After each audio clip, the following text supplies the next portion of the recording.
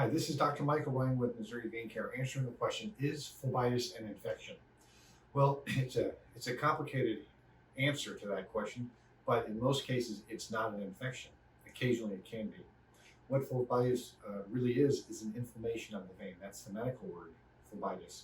And inflammation can be due to infection. That's uncommon, but more commonly, it's due to a blood clot in a vein.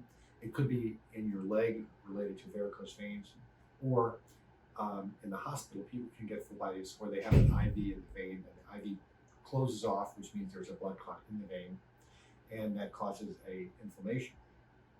Whenever you have inflammation, one of the signs is development of redness and tenderness, and that's what people see when they see an area of red streak along the vein.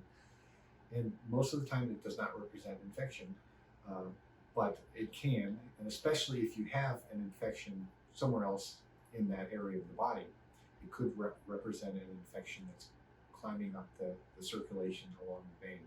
For that reason, it's always a good idea for your provider to take a look. And if they think it's appropriate to be on antibiotics, then that's something that I think is very appropriate, but really is left up to their judgment. So the long and short of it is, phlebitis is not usually an infection.